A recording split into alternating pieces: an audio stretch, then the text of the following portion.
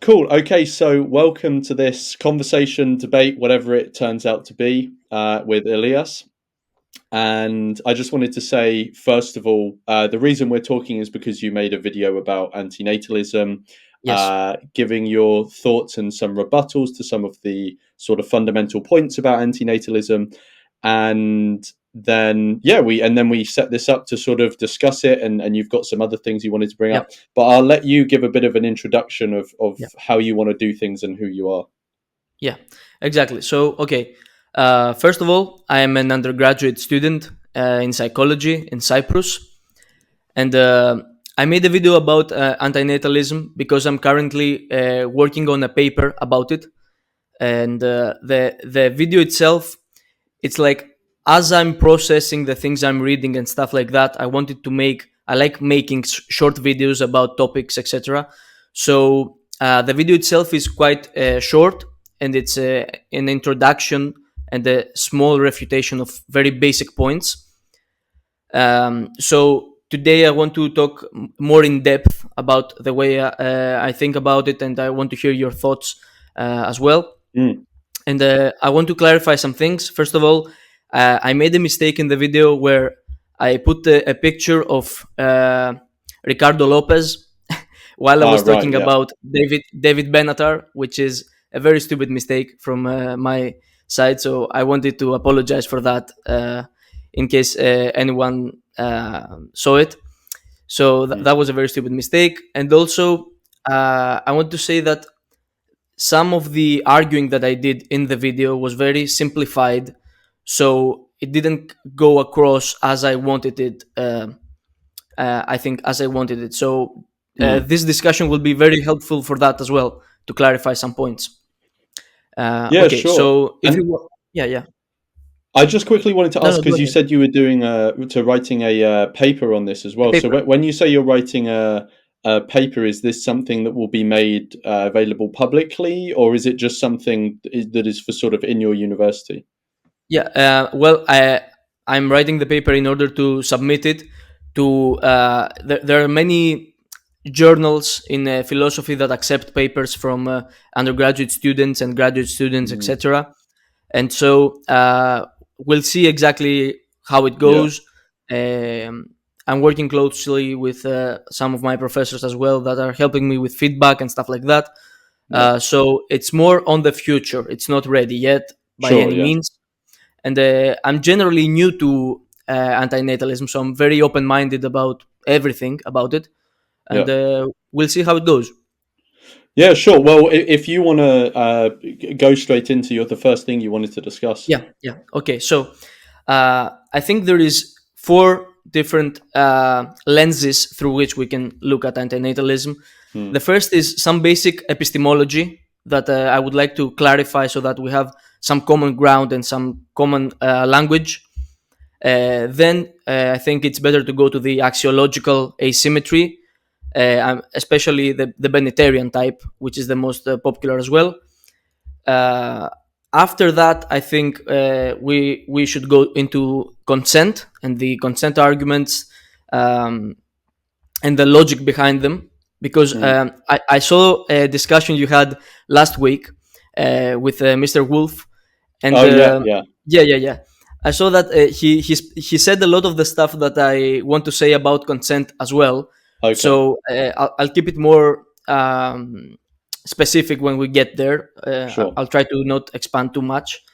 And the fourth and final way that we can talk about antinatalism is basically the more practical aspect, the advocacy aspect, Right. because I'm afraid there is some danger. There may be some danger in ways in which we can one can advocate for antinatalism, and there is some dangers there that I'm afraid I see, especially on the internet, Right. people doing certain kinds of advocacy that I think are wrong. Sure, Uh, sure. so, okay, so to begin the conversation in generally, I would like to introduce the idea of something like epistemological conservatism. And when what I mean by this phrase is basically if an idea that you have, especially in a moral space, is extremely radical in its implications, or you can see it as a continuum. So the more radical an idea is in its implications, the firmer the ground of the idea must be in order to Mm, defend it. So basically, if you have, I will give a simple example. So basically, let's say I tell you everyone should dye their hair blue. Everyone in the world should be forced to dye their hair blue because I don't know, the blue color has been shown in one study to be more positive. Okay, you wouldn't be convinced by that, and the reason you wouldn't be convinced is because, well, the premises have a lot of ambiguity in them, and the implication is too widespread. It's too large. mm. And I wanted to see if you agree with this basic principle that, in terms of antinatalism, since this sort of ideology has vast implication in its application, Mm. I think we should agree that there shouldn't be much ambiguity on the premises. And if it is shown that there is a lot of ambiguity in the premises, then the plausibility of the position becomes less stable.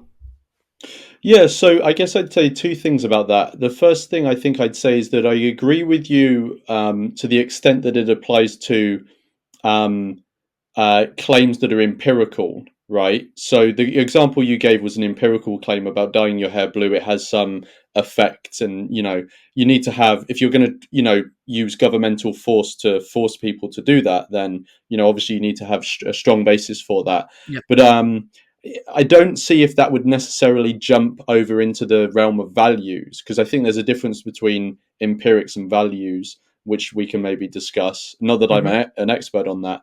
And the second thing I'd say is that um, I understand that a view that's seen as more radical will need more of what it will need more justification to convince people, because it's not as intuitive to people.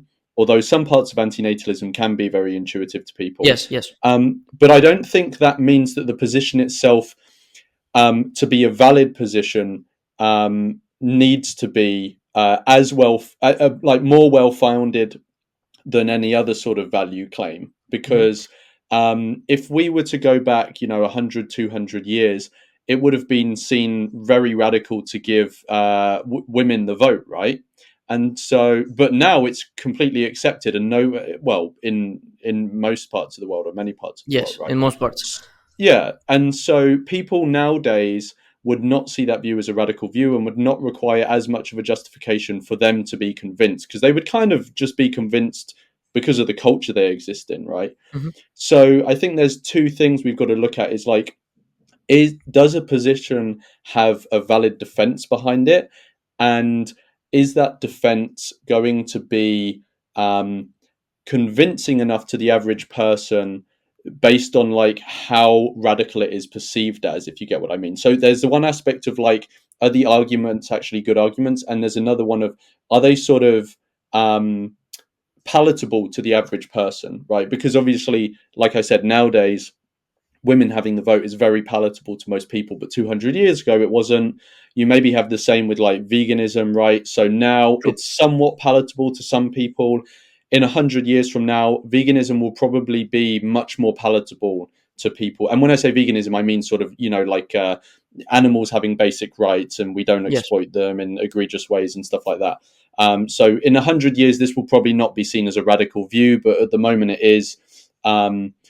Does it mean that in 100 years, the sort of fundamental arguments for it are going to have changed? No, it's just going to mean that it's more or less palatable to people. Yeah. So Okay. So yeah, so your rebuttal to that would be that the perception of people can change whether a position is palatable or not, and that yeah, would have nothing to do with the decision, with the position. But I think you're making a little bit of a false analogy when you bring up the thing about the vote or things like right, slavery, stuff like that, because the problem there is that we can actually see that there is solid grounding in a value judgment like slavery is wrong, because I can provide a bunch of reasons like, there isn't anything in particular about some group of people that makes them inferior, and that's Mm. an empirical fact. You can check that, and also there isn't you can make a lot of moral arguments to the defense against slavery, which are very strong and very solid, and that's why they eventually became mainstream. I would agree with you with animal rights as well. Like the arguments for animal rights are also very strong, and they are becoming more palatable because they are Mm. strong. My problem with antinatalism and with this principle I'm trying to bring into the conversation in general is that whether the claim is empirical or rational or whatever, no matter what the claim is, really the question of whether the premises have ambiguity Mm. still holds. Like if we have this conversation and I somehow show that there is a bunch of ambiguity about the premises, and I'm not talking about people's perception here, I'm talking about the premises themselves. If they have a certain level of ambiguity, I think that the radical implications of the position should matter. That's all I'm saying. Mm. Right, yes. And how, and it may be a case by case basis, but how would you determine whether the basic principles are ambiguous or not? What do you mean by ambiguous? Because I guess Okay, different okay. people can mean it in different ways. Yeah. What I mean by ambiguous is that, especially when we're talking about morality, there are many aspects of morality that are not really based on some empirical fact or based on Mm. something that you can immediately measure or find in the world. Yeah. It's more about the logic you're using, the reasoning you're using, the axioms you accept, and we will get to axioms in a bit because I think it's a very important aspect of antinatalism. And yeah, so because it is based on that, there can be certain kinds of things that have a lot of ambiguity in the sense that they are open questions. And if a moral question is sort of not accepted, um, when I say not accepted, I don't want to make this into like a democratic vote or whatever. Mm. But if a principle in morality doesn't seem intuitive to a very large percentage of people and seems intuitive to a smaller percentage of people, I think that matters because the ambiguity of the claim there cannot be cleared out by some Mm. test in the real world. So, in that sense, I'm talking about ambiguity. Yeah. Yeah, I agree with you. I think if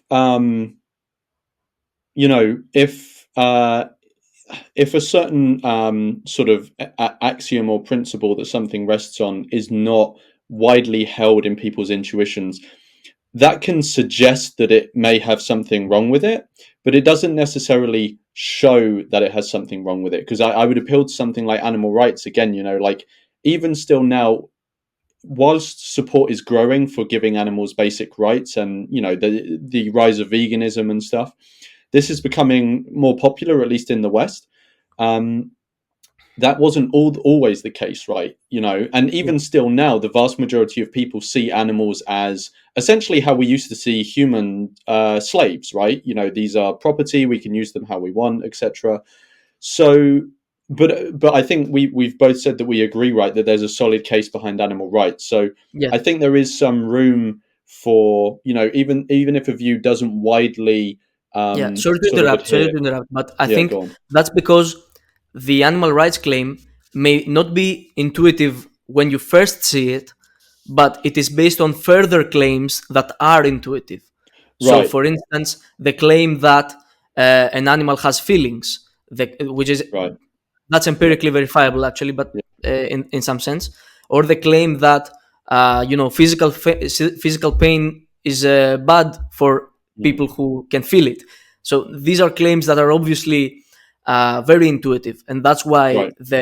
the upper claim then works, despite the Yeah. fact that at first sight it doesn't. Okay, so to move on into like from epistemology to antinatalism more Can I just concretely. Yeah, yeah, quickly add sure, one sure. more thing? So on the sort of whether something aligns with people's intuitions, I think antinatalism is a complicated one because I think whilst it's obvious, right, that the actual conclusion of antinatalism does not widely adhere to people's intuitions. When most people hear antinatalism, they think that is really weird, or that is like, like wrong or immoral or something. But I do think there are many sort of there are many basic principles that support antinatalism, or that antinatalists use to support their conclusions, that are widely held Yeah. in the general populace's intuitions. Hmm. And I think in your video you said you read David Benatar's book, right? Or at least you're somewhat Yes. familiar. Yeah. And he even goes over some of these in his book. He goes over some very common views that many people, if you just go out and ask them in the street, they would say, yeah, that sounds very reasonable. But what he says is these actually lead to an antinatalist conclusion, or feed into an antinatalist conclusion. It's just once people hear where their values go, they don't like that specific conclusion, which I actually think is the case with animal rights as well. Hmm. Many people will support those basic things that you're talking about, like animals have feelings, and to some degree they should be respected. But when they get to the point where that means, well, you shouldn't be eating them, then people start to push back. Yes. So I do think there are some things in antinatalism which align with people's Mhm. basic intuitions, and we can go over those. But I don't want to sidetrack us. So you go Yeah. where you want us to go. Okay. So, and by the way, to that extent, we agree so far. And Okay. okay, so to move on to before going into the asymmetry argument, because Mm. I want to explore that with you, and I want to first make an empirical point, and this is not an empirical point that tries to disprove the Mm. antinatalist claims. I'm just going to use the phrase that some apologists actually use, like William Lane Craig, of raising the intellectual price tag of antinatalism, in the Right. sense of making it less plausible.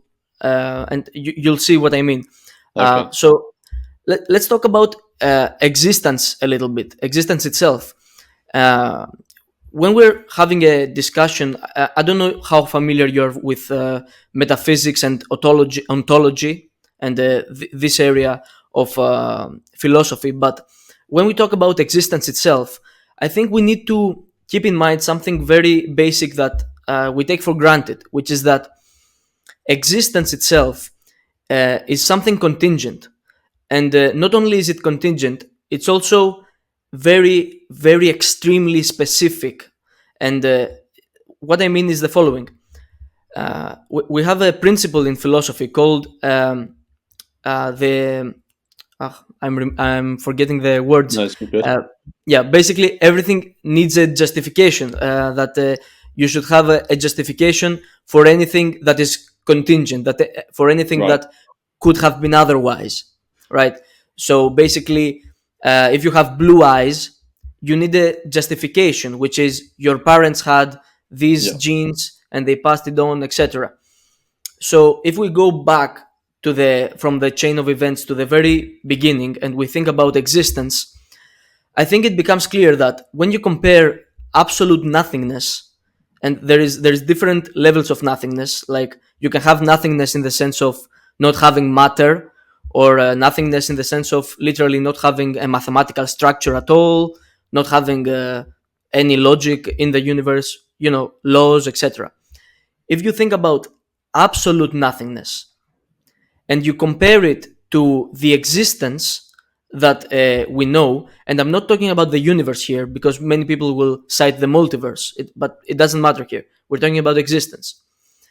The difference in specificity is so great and so vast that not only does existence require some sort of explanation, and I'm not trying to convince you of God or whatever, Mm. some kind of explanation, it also raises the question of, could there be a telos for existence? So basically, could there be, does existence happen randomly, or does it have some sort of purpose driving it?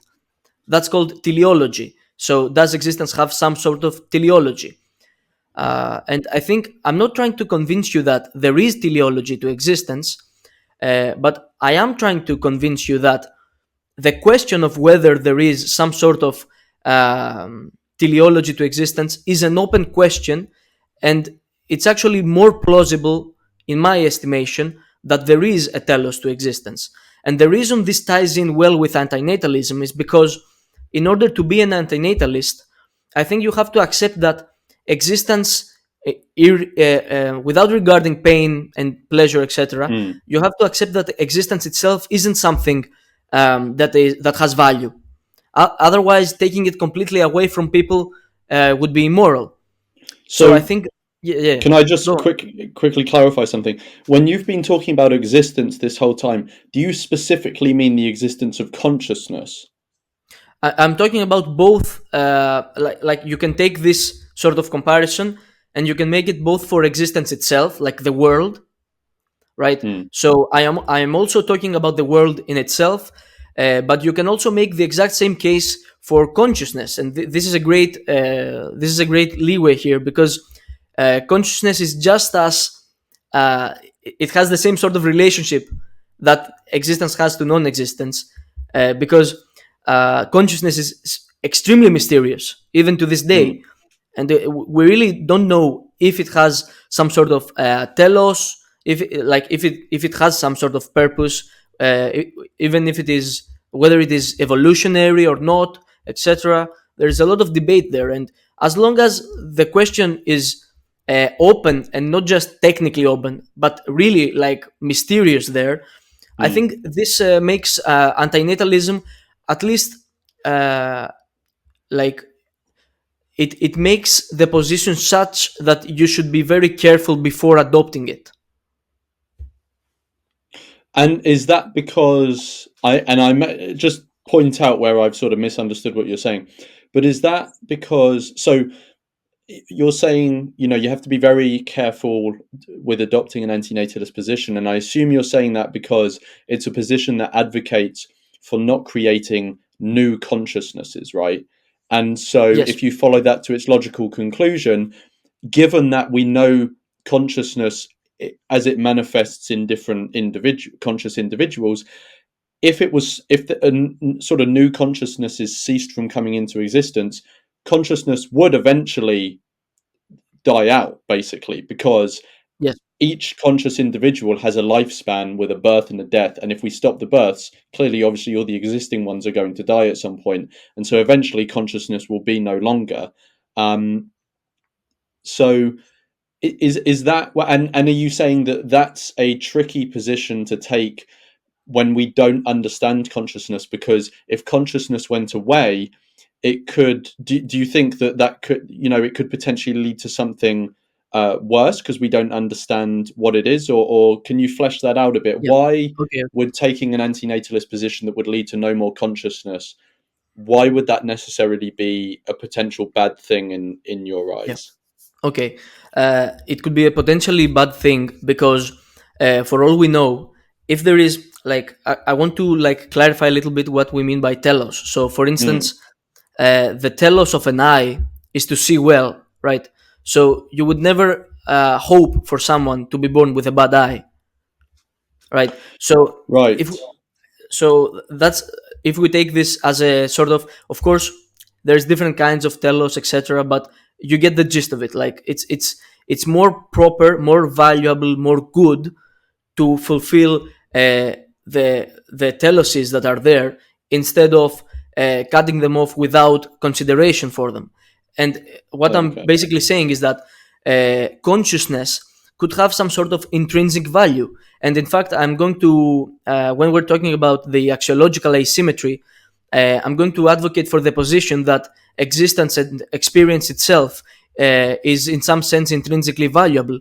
And Okay. I think, unless we say that, you know what, we are certain about consciousness, and we are certain about existence, unless those two things are like fleshed out either scientifically, philosophically, etc., then antinatalism is a tricky position to take, because you may be committing something immoral without really wanting to. Okay. Can I quickly? I've got two things to quickly ask you about. So the first one is that, would this not also apply to the opposite point of view? Could it not be that, because we don't know why consciousness is here and what the sort of maybe the implications of it Yeah. coming into existence or not coming into existence may be? Does the same point not apply to creating new consciousnesses? Right? We don't ultimately know if consciousness, from what you're saying, if I'm understanding right, we don't know if it ceasing to exist would be a good or bad thing, but we also don't know if it continuing to exist would be a good or bad thing, right? Like we could unknowingly be perpetuating a bad thing if we don't fully understand it yet.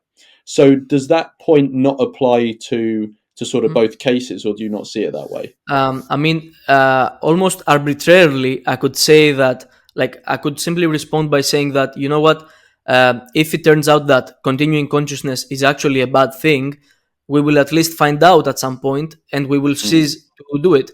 But since right now we have no idea, I mean, we still don't understand even where it comes from, right? Like, scientists are not in agreement at all there. There is still mm, many dualists. There's still many there's epiphenomenalists. There is many different interpretations of consciousness, and all I'm saying is, even arbitrarily, I could make the point that, by continuing, we can find out more about it, and we can find mm, out more about existence itself, and maybe in the future we can make a more informed decision about it.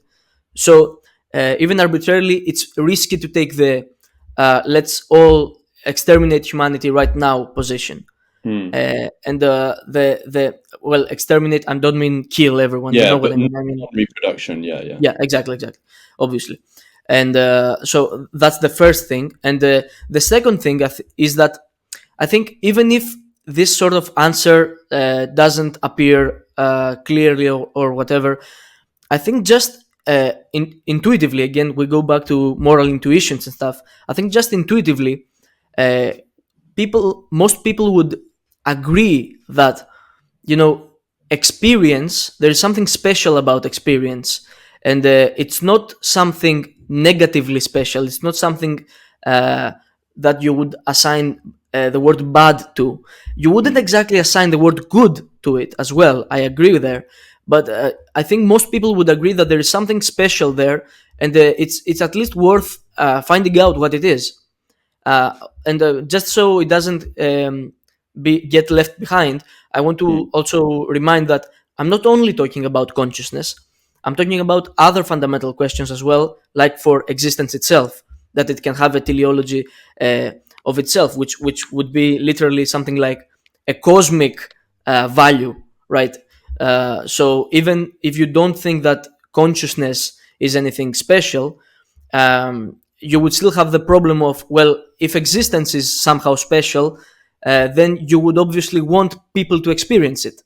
So again, you can take either road in this sort of argument, and it's not trying to, like, disprove any point of antinatalism. mm. It's just raising the intellectual price tag that you need to pay in order to advocate for it right now. Right. Yeah. I guess my only sort of concern with that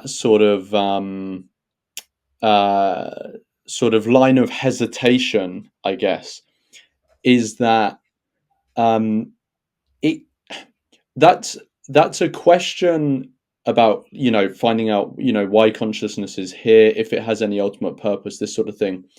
This is the sort of question that may not have an answer, right? Or it may be we may not be able to find an answer, and so it seems like a very unfair bar to set for someone, right? To Hmm. say, you know, you as an individual, your decision on whether to create another person or not, you really need to take into consideration, we don't understand where consciousness has come from. Maybe in 1,000 years or 1,000,000 years, we will find out where consciousness is from. And this has implications for your specific actions, right? Because when I have conversations with people, and this is not necessarily the main thing I do, but when I'm having a conversation with someone, the ultimate thing that we're getting at is if it would be ethical for them to create a new individual, right? Yeah. A new Can sentient. I intervene a little bit? Can I Yeah, intervene sure. there? Yeah. At the personal level, like when we are talking to an individual person, Mm, uh, this sort of bar that I'm talking about doesn't really apply, because when there is mystery, at the individual level, I am pro liberty. You know what? If there is mystery there, you're free to do the decision that seems better to you. But when it comes to upholding this position for humanity itself, so that would be a bit of a stronger claim, a stronger antinatalist claim, where everyone should not have mm, children.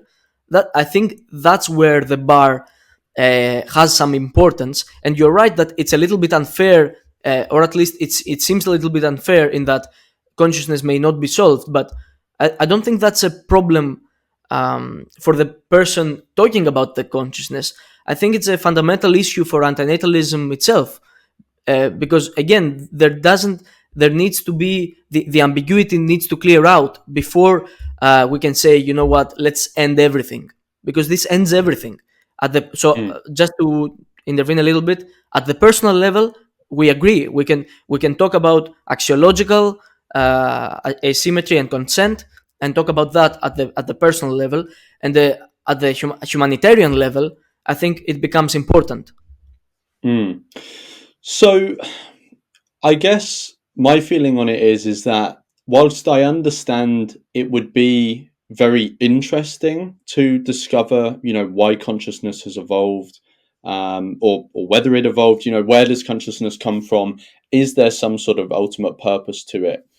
But if I stack that up against like ethical arguments, it seems to me, and I don't know why. I'd maybe have to think about it a bit more, but it seems to me like the ethical arguments are just so much more important, right?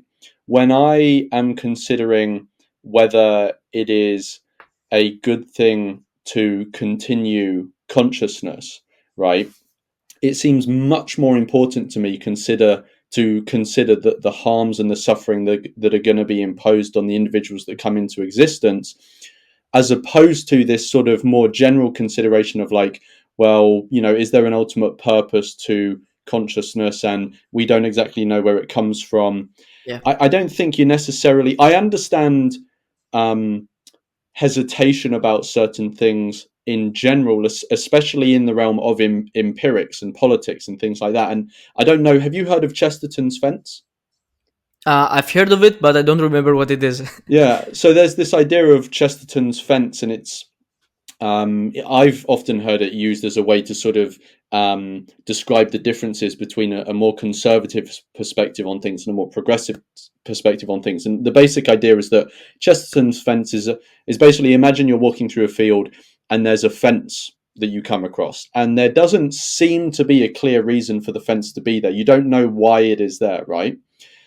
A conservative would look at that fence and be like, well, someone put, effort into making this fence. It's well made. I can't understand what the purpose is, but it's likely here for a reason. And so I shouldn't just knock it down if I don't understand what the ultimate implications of that may be. Exactly. And a more progressive person would say, this fence doesn't seem to have any clear purpose. I cannot see any clear purpose. And we want to get over there without this hurdle of the fence in the way. So let's just get rid of the fence or modify it in some way so Mhm. that, maybe it can exist on some level, but it also is much easier for us to get from this field to that field. Yeah. And this sort of, and I think that's what you're maybe getting at, is applying Chesterton's fence to the idea of antinatalism and its take on consciousness.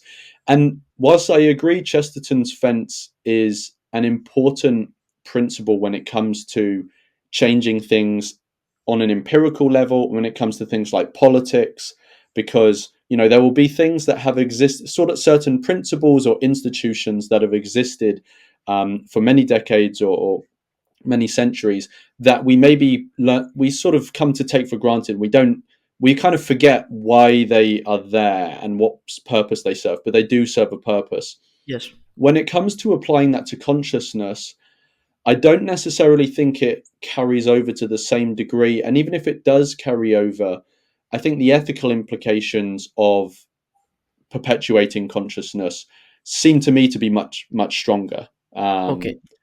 Yeah, So yeah. if I understand you correctly, basically you're saying the point itself makes a level of sense, like applying Mm, mm, Chesterton's fence to this mm, issue of consciousness, but it sort of depersonalizes the issue. It makes it less about the immediate suffering and that people go through. And if I understand correctly, and is that what you are saying more or less? Yeah, yeah, that's yeah, by and large what I was saying. Yeah. Yeah. Well, if I understand that correctly, then I would say that I agree with that. I agree that in some sense it may philosophize the issue too much. Like it Mm, philosophizes the issue a lot. But for me it's important, like and mm, that's probably an intuitive thing. Like for me that sort of epistemic principles mm, matter to me just as much as ethical principles. And mm, I understand that many people may not agree, and you may not agree with that, but I think at least it's very important to consider it, and to mm. to, to acknowledge that it's a point that needs addressing if you're going to take this sort of stance. Yeah, I think it is a worthwhile thing to discuss in this conversation about consciousness, and whether we should whether we should be sort of like actively participating in continuing it or not.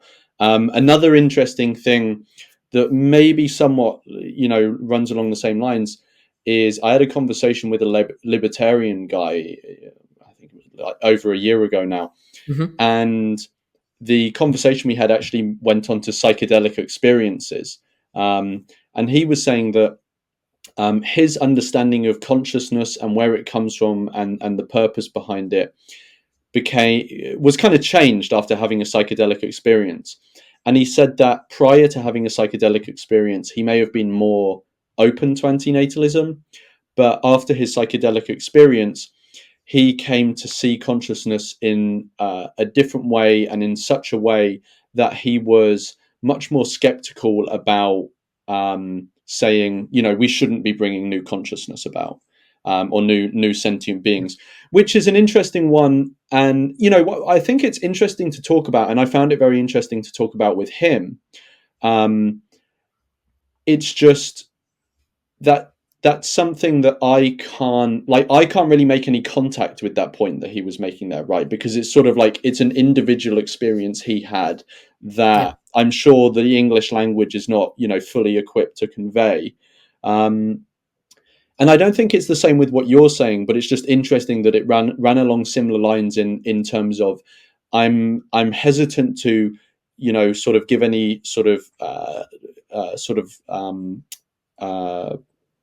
credence to antinatalism, because it sort of pushes against, or it advocates for a sort of ending of something that we don't fully understand yet. Um, which, yeah, like I said, I can understand that, and it's something that I find interesting, and it would be Yeah. interesting to discuss further. Hmm. But to me, the ethical implications of an action are much more important. Okay. Okay. But yeah. All right. So we can get to the ethics of it now with sort of. Could you make a short introduction to like the Benatarian axiology? Like, what does it say? And what are your thoughts about it? Do you Mm, where do you find it to be strong? Like, where do you find it to be maybe weak? mm. Yeah, so the first thing I want to say is I'm not the best expert on it, obviously. If someone wants a proper rundown of it, it's best to read Benatar's book. True.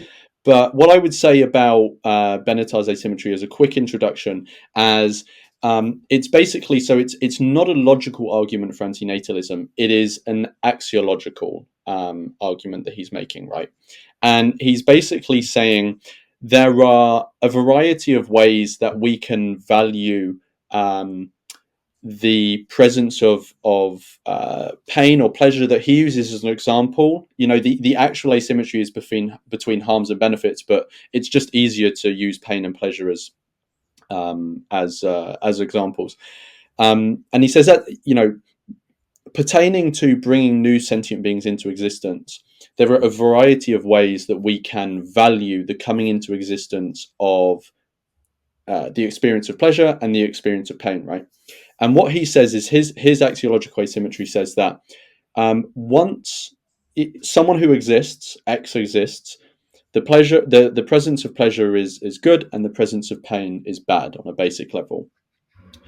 But for X who never exists, the absence of the pain is a good thing, but the absence of the pleasure is not bad because there's no one who exists to be deprived of it. That's the basic axiological asymmetry. Correct. Now, an important thing to note here is that in and of itself is not an argument for antinatalism. What you have to the basic point that you get from that is that existence doesn't carry any inherent advantage over non-existence. But you have to go a step further to get an antinatalist conclusion, which is why he also talks in his book about the quality of life argument, right? And the quality of life argument basically takes that and says, so the axiological asymmetry is, there's no sort of benefit to coming into existence. There's no inherent advantage to existing over or never existing. But the quality of life argument says that if we are to create someone, there would be a significant level of harm imposed upon them, because the quality of life that individual would be coming into would be such that there would be all of the harms that he goes into in his book, which we don't need to revisit here, but a couple that we can go over are mourning people, depression, cancer, this Yes. sort of stuff. People can imagine those in their heads as they like. The final thing that I would say, unless I've missed anything, I've probably missed something, but it will probably come up in the course of our conversation.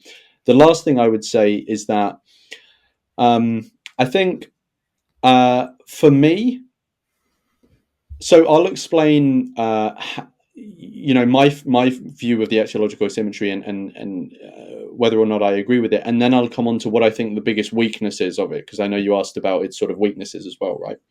So I first learned about the axiological asymmetry just from listening to an interview with David Benatar. Then I read his book, and if I'll be honest, it is an argument that, when presented to me, it just made intuitive sense, right? It just made complete sense to me. Like when, for example, on another topic, when I was first confronted with the arguments, for the moral consideration of animals, it just very quickly made sense to me, and I became vegan basically on the spot, right? But I actually think that is also where its biggest weakness lies, is that the axiological asymmetry, because it's an axiological point, which is about values, to an extent we can choose our values, but also to an extent we can't choose our values, right? There's something that come very intuitively to us. And so I think one weakness of the axiological asymmetry is that there will be some people that will come to it a lot easier than others because their intuitions align with it. And so some other people have a sort of strong intuition that we should value coming into existence and the pains and pleasures that are associated with that in a very different way, maybe even in an opposite way. The only way I think we can maybe get around that, or one of the ways, which he does go over in the book, is we just need to look at the implications of those two axiologies and what sort of conclusions they would lead us to. And in my view, and obviously I am going to say this because my intuitions align with Benatar's axiological asymmetry, but in my view, the conclusions that lead from adopting that asymmetry are much more palatable to me, and they seem to make a lot more sense, and I don't really have as many issues with them as the implications of adopting another asymmetry. So was that a decent enough sort of intro and overview? Yes, that was actually very comprehensive. Okay, It was cool. a very good introduction to the topic, and I think, like, right off the bat, the first thing I want to mention is that, funnily enough, the exact opposite thing happened to me when I first read the asymmetry. I Right. read because I read the axiological asymmetry, and immediately I sensed in my head something is wrong here, like something doesn't sound right here, and I couldn't exactly pinpoint what was wrong about it, but I think now I can give a pretty decent explanation. Okay. So okay, so first of all, before even granting the asymmetry, because I don't want to grant it immediately, I think there is a big problem with the way of thinking that goes behind the asymmetry in general, which is that somehow value should be measured in amounts. And here's why that seems very problematic to me. First of all, I don't think that, like, pleasure and pain, as you said, the words are not very good words, because there's other kinds of goods and bads in life, not mm, just pleasure and pain. But I think they miss an important point, which is the most important value judgments that most people make are about whether something has meaning and purpose behind it or not. mm, So I would most likely label that like purposefulness or purposelessness, something like that. And the problem I have with Benatar's logic here is that these things don't seem to be able to be measured in a simple calculation, in a mm, simple, yeah, like in a simple calculation. And he points out in the book that, like, it's not just like how much pleasure versus how much suffering, in that you stack everything together and how much is it. It's mm, also about how is it is spread throughout the life, mm, yeah, how intense the pleasure or the pain is.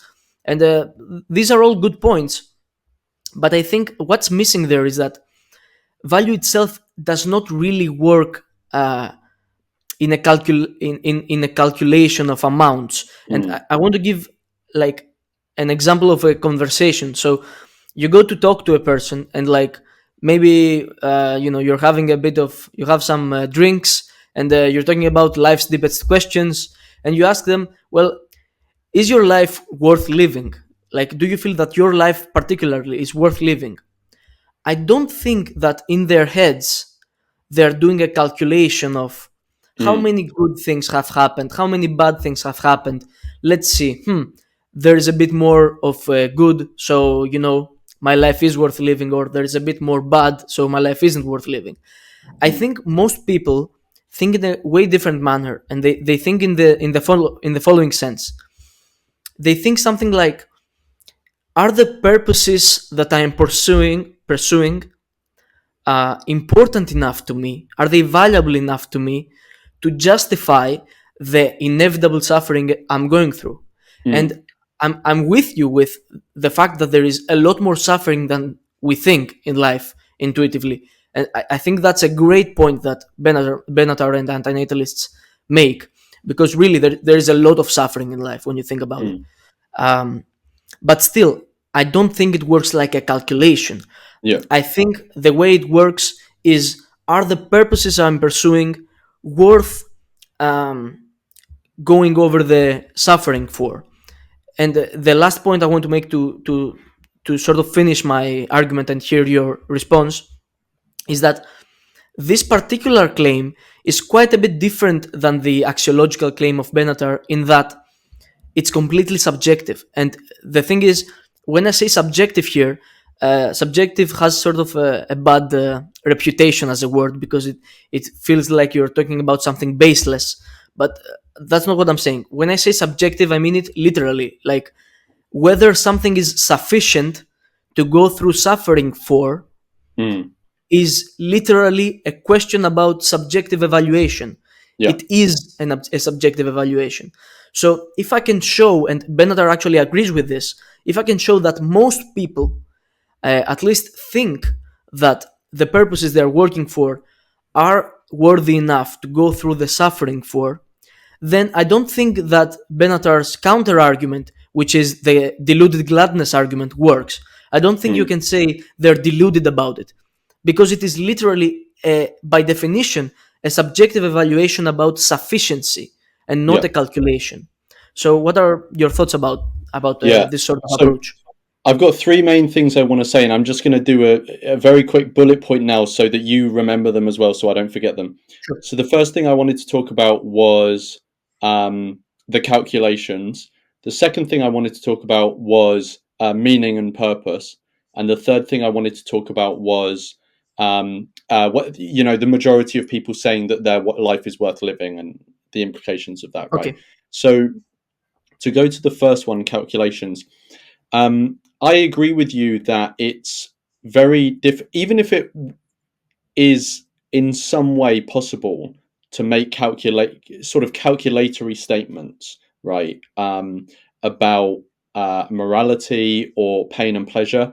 I agree with you that it's very difficult to say we're there yet, right? Because we don't fully understand the nature of pain and pleasure, and it's hard to compare different pains and pleasures and stuff like that. And are they one for one, or is pain weighted more, or is pleasure weighted more? These are difficult things to talk about. Um, the thing I want to point out about that is, though, is that I don't think that is an argument against the axiological asymmetry. That's more a point about the quality of life argument, because the Yeah. axiological asymmetry isn't making any statements about calculations. It's making statements about value. It's the quality of life that talks about the magnitude of things, which is where maybe calculations will come in. Um, which I agree with you on. It's not just a matter of calculations, but when you start discussing the axiological asymmetry, that the statement there that's being made is coming into existence is a harm. The quality of life is about how big the magnitude of the harm is, and there is some debate to be had, which is very true.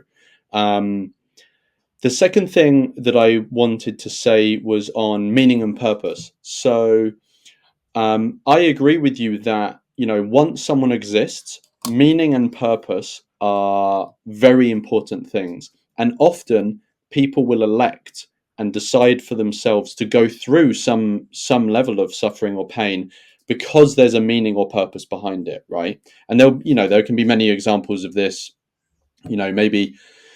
Maybe one is someone wants to become a very good athlete, and they see meaning and purpose in that, and they see it as a contribution to the sort of human endeavor, all of this sort of stuff, and they're willing to go through the sort of suffering that comes with training, etc., etc. This is just one example. There are many other examples, obviously, of that. So I agree with you that meaning and purpose are very important once we're here, but the but I think that is because as humans, we are beings that seek meaning and purpose, right? Now, I don't know what your views are on this. My view on like a cosmic level is that there doesn't seem to be any ultimate meaning or purpose to our lives or why we're here. That maybe gets into the question of God and stuff, so we can sort of side park that. That's not really the main sort of topic. Um, but the fact that meaning and purpose is important to us simply to me tells us that we are beings that seek meaning and purpose. That doesn't necessarily imply that we should create new beings who will also need meaning and purpose and seek that, right?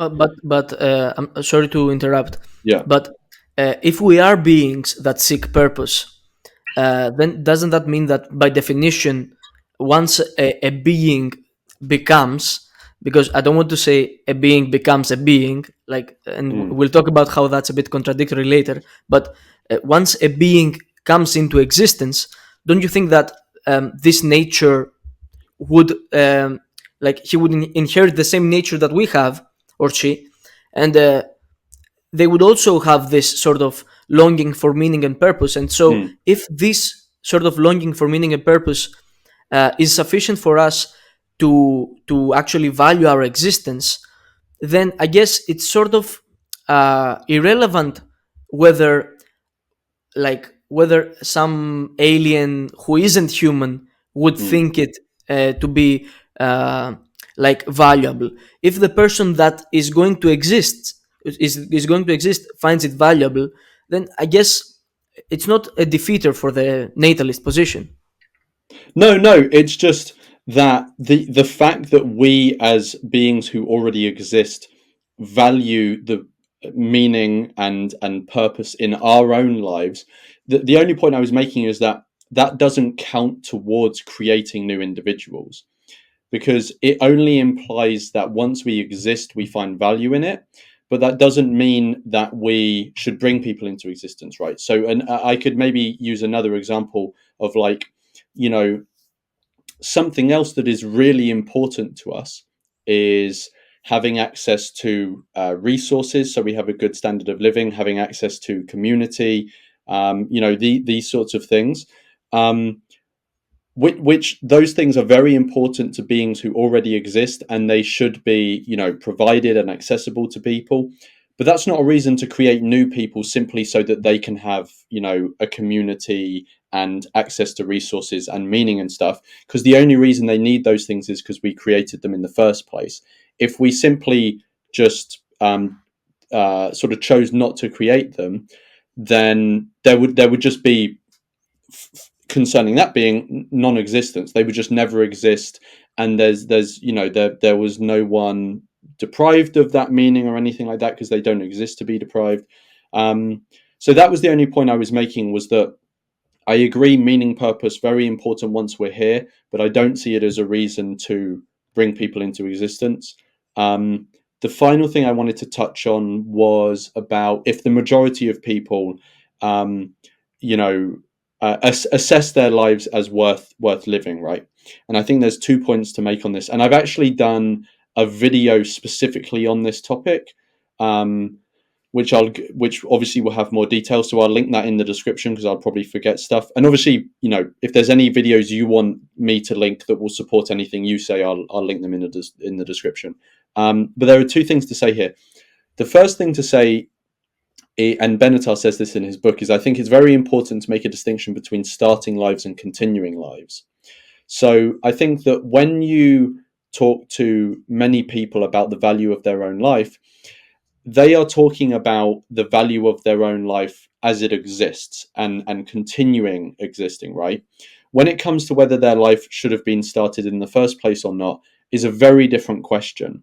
And I think when it comes to that, people can be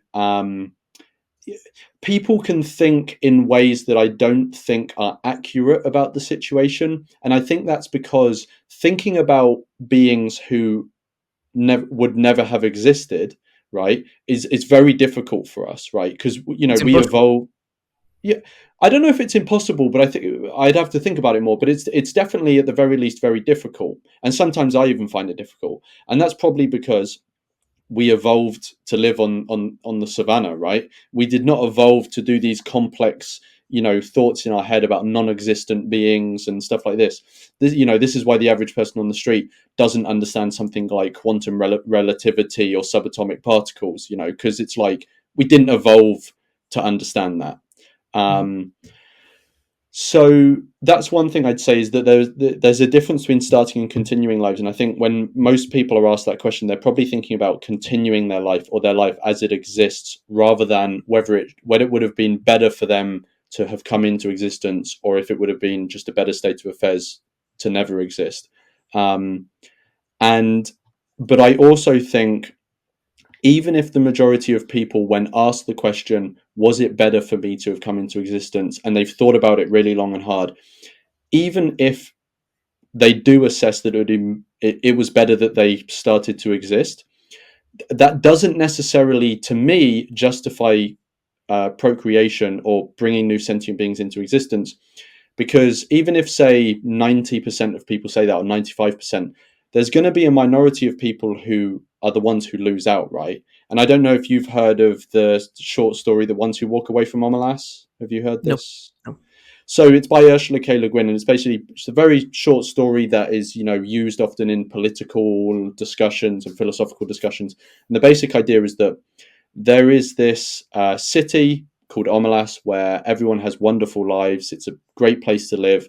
But the only reason that this city can function, and she doesn't explain why, she just says the only reason this city can function in this sort of thought experiment, is because there's one child in a basement below the city who suffers, and the happiness of the city is fueled by the suffering of that one child, right? And everyone in the city knows this child exists.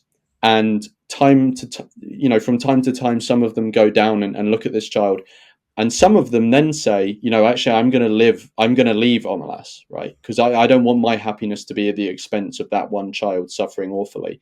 And that's why it's called The Ones Who Walk Away from Omelas. And I think each time we create a new generation, we're essentially creating a new Omelas, because even if the majority of people say they're glad to have been born and it was a good thing they came into existence, there's always going to be that small minority that is the cost. They're the price that is paid for those people who say they enjoy their lives. And to me, that leaves me very uncomfortable with continuing bringing beings into existence, given that I know none of them had to exist. and none of them would exist to care if they weren't created. The fact that we're bringing those beings into existence who have awful lives, I'm talking about people who suffer from cluster headaches or chronic depression, people in war zones who get blown to bits, they all come at the cost of the people who have good lives, right, in this whole sort of project. So that's something else I would say about that as well. Okay, so I would say I think I've heard you, I think, and some other anti-natalist say this point again in the past, that like this all comes from the cost of a small minority who eventually, like, you cannot um, overcome that. Like, no matter what, there is a small minority that's going to suffer in order for everyone else to come into existence. And I'm not even going to try to say that that's not true. That's very much true.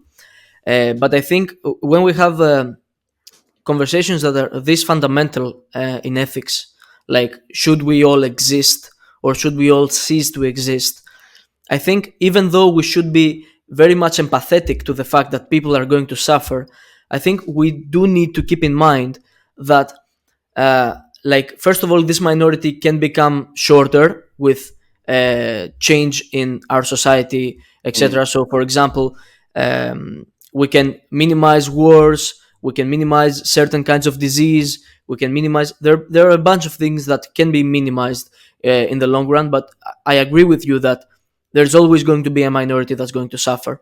mm, I think the question then is this sort of inevitable suffering worth it in order to continue humanity as a whole, if humanity as a whole generally finds the human project to be worthwhile? And obviously, that's a very difficult question, but I don't think it's a question where we can just say, well, it's obviously the case the one way, or it's obviously the case the other way.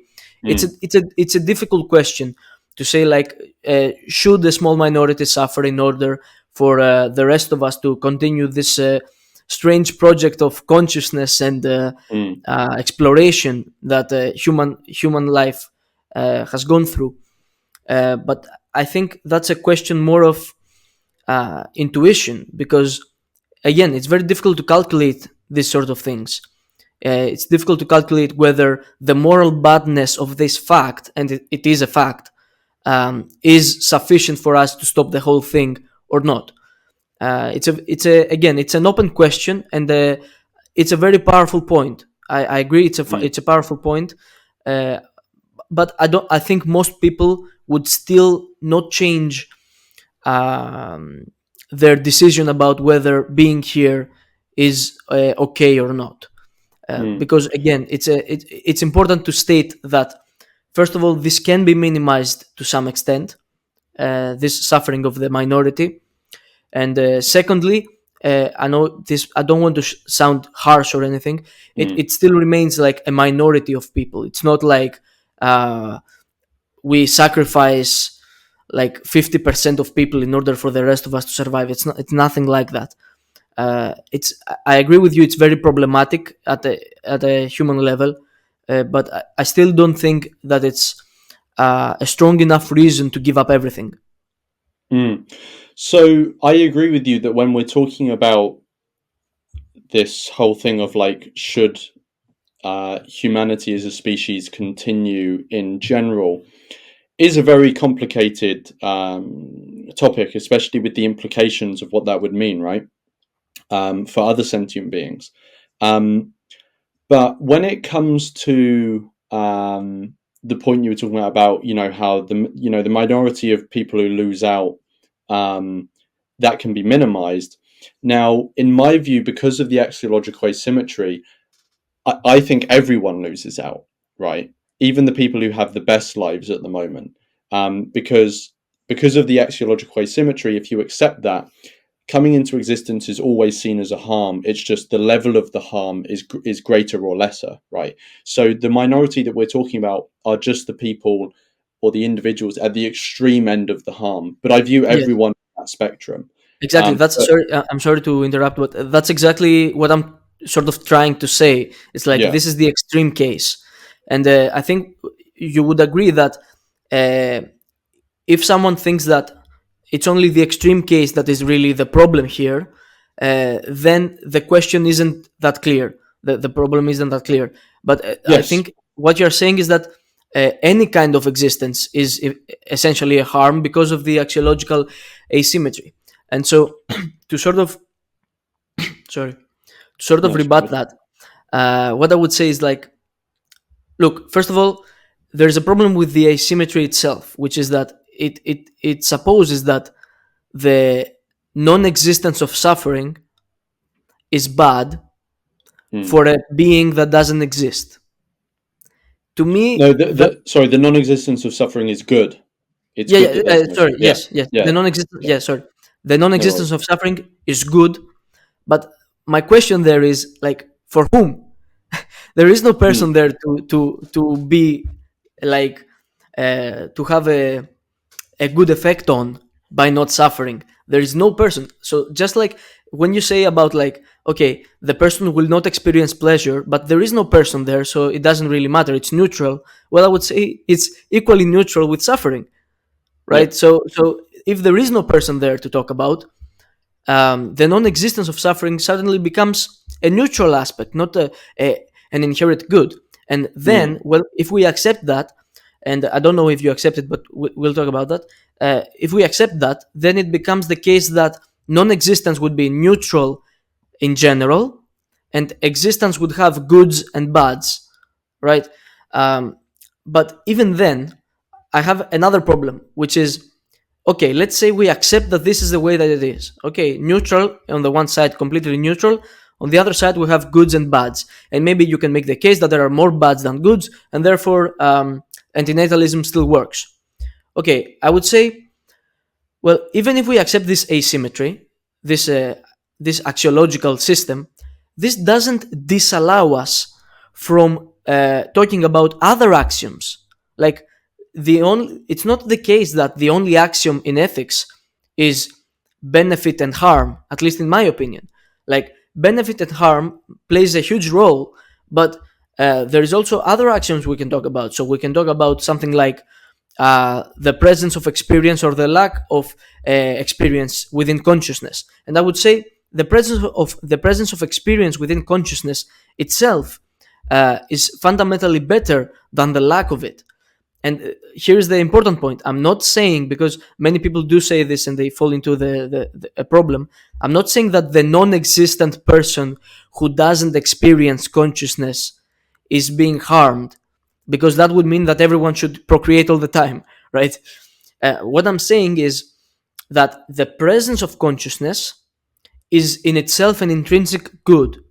And I make this as a matter of axiom, and I can defend it through a teleological perspective, as I did in the first place. So I would say that's a fundamental good. So basically, this would be something that adds to the asymmetry Hmm. in favor of the goods, let's say, because it's not within the asymmetry; it's a completely different axiom itself. And if we look at that axiom, and most people accept it, and I think most people do. I will make an analogy about that later. Um, then that would mean that the axiology may still favor antinatalism a little bit, but there is other axioms that we may Hmm. not be taking account of. So I'll talk about the axiological asymmetry, but then I also want to ask you about the sort of what you were talking about, the absence of existence and the Yes. presence of existence. Um, but first, the point that you were making about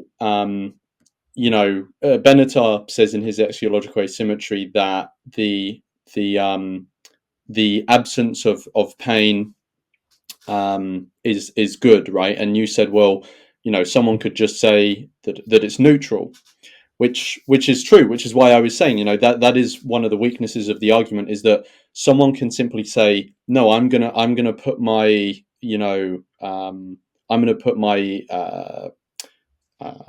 support in this other sort of axiology rather than the axiological asymmetry.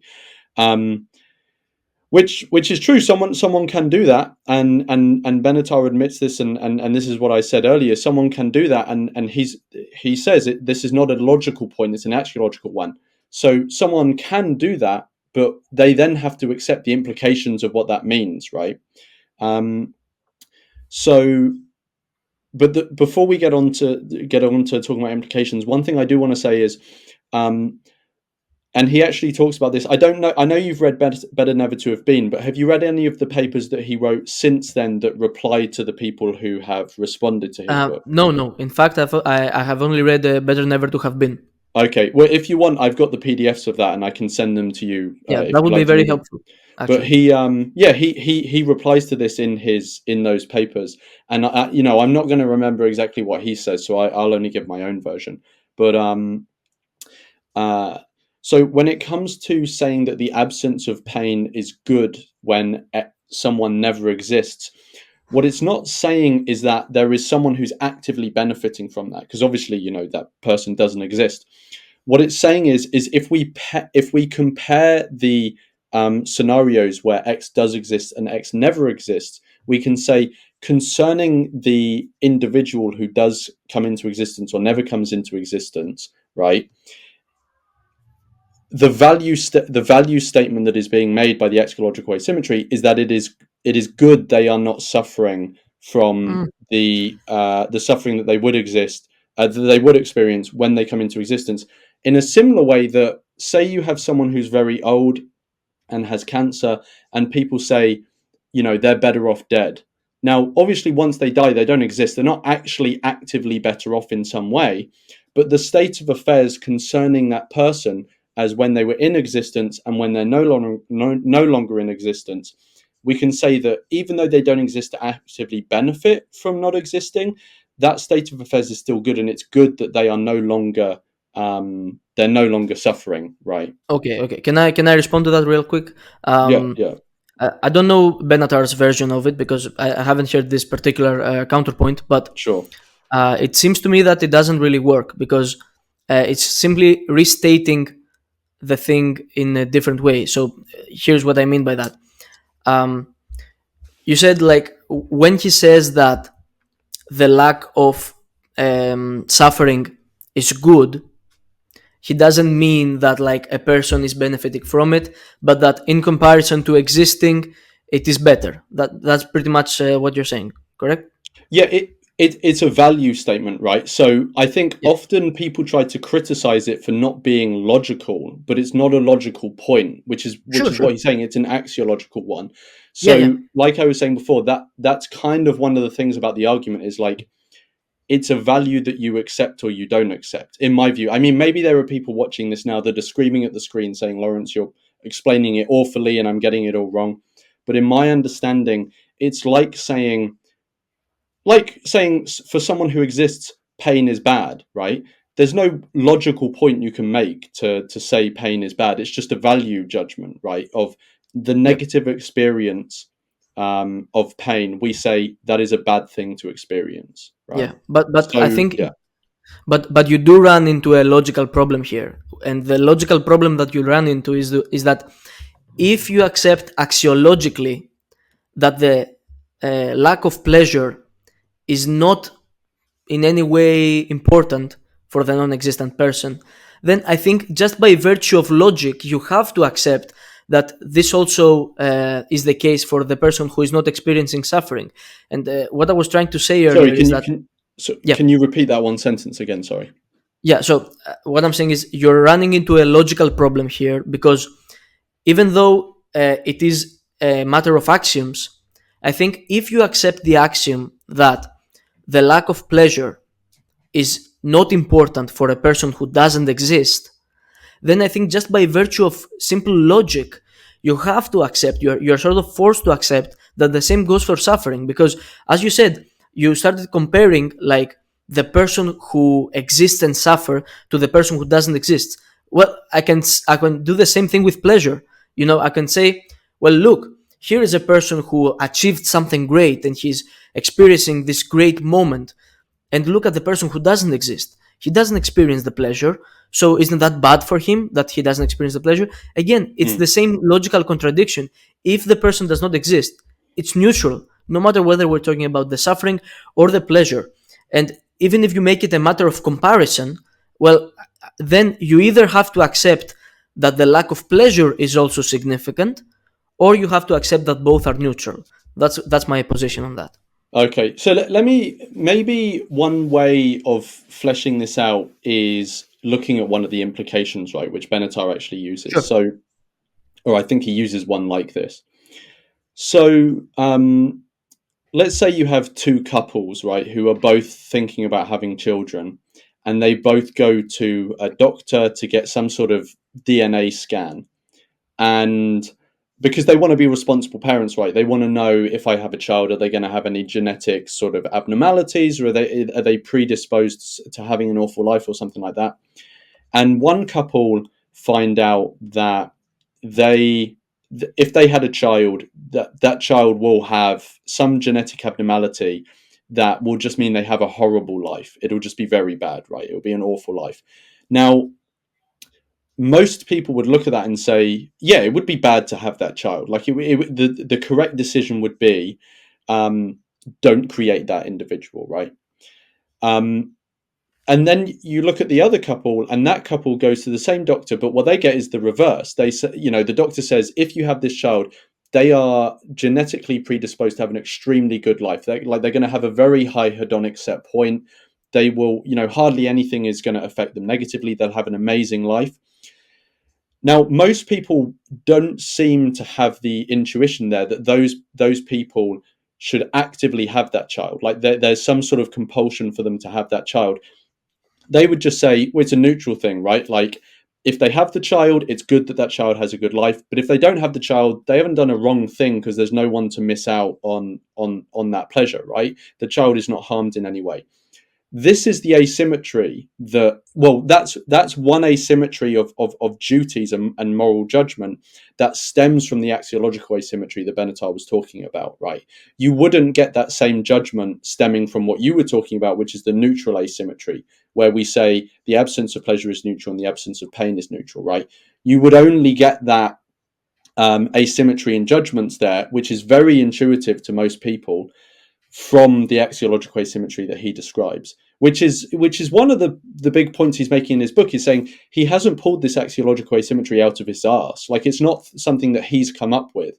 It's been a thing that's been discussed in population ethics for decades, and it's an axiology that underlies very common and strong moral intuitions and beliefs that people have across the world. So does that sort of flesh out a bit more where the axiology comes from? Yeah, yeah.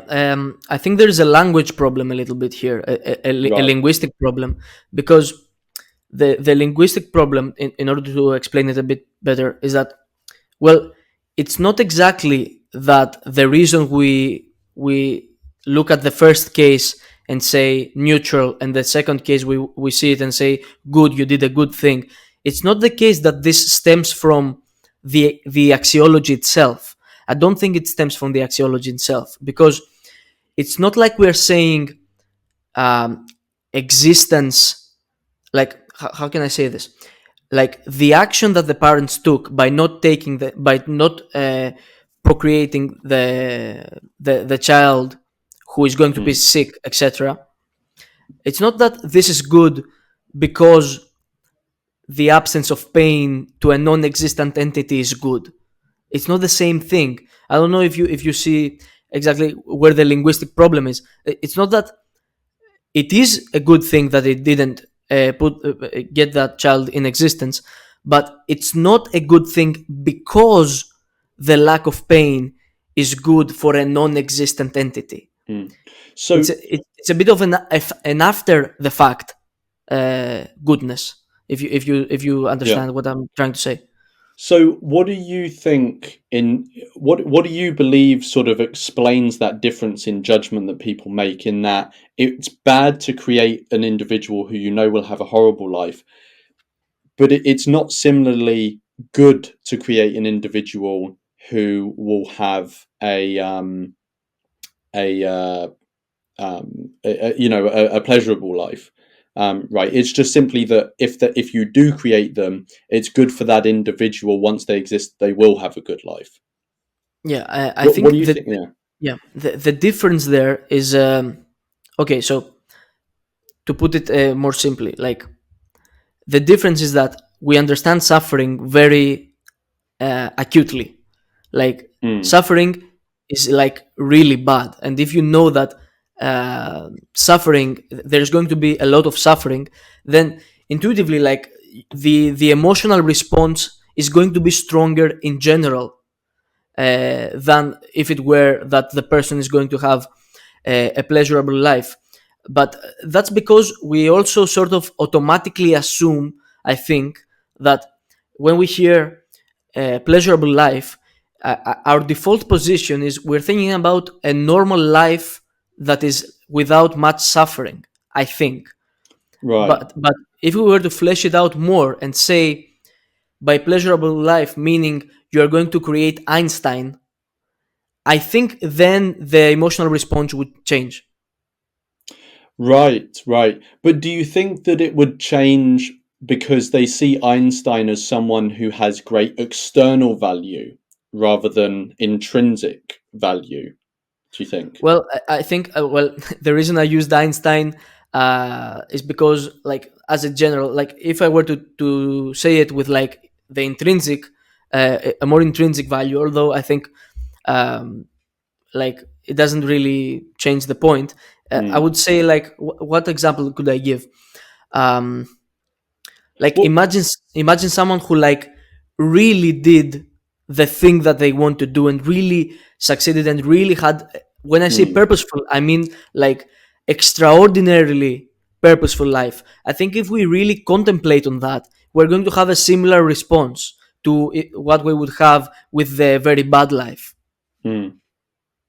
Yeah, it could be the case that if you sort of polled people, if there was sort of like a large poll and you asked people that really, and you got them to really contemplate that, it could be that they um, are less sympathetic to the example that I just gave about two couples going to a doctor. Um, it would be really interesting to find out. I mean, I don't think either way there has been studies on it, which, Yeah, I don't think counts for or against, I don't think that counts for my point or against your point or anything like that. I just think as more people become interested in antinatalism, more people will do research like this, right? Which will be very interesting. And, I often find it, I don't know. I don't think I find it frustrating because I don't feel on an emotional level frustrated when I don't convince someone of antinatalism because I just think, well, if I don't convince this person, then there's other ways that I can do a good things in the world or things that I see as good, right?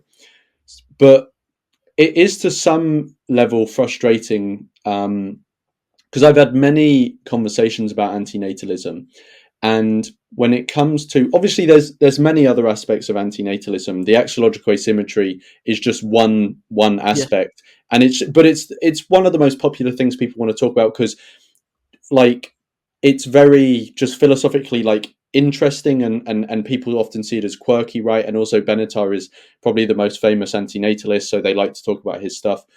So often, in conversations about it, it comes to the axiological asymmetry, and I do sometimes find it frustrating that the conversations have this character of, like, well, fundamentally we just seem to have different values and we can't find a way, at least how I see it. Maybe you see it differently, but I often in conversations find that, you know, neither of us can find an absolute way to say the other side that's definitely wrong, and this side is definitely right.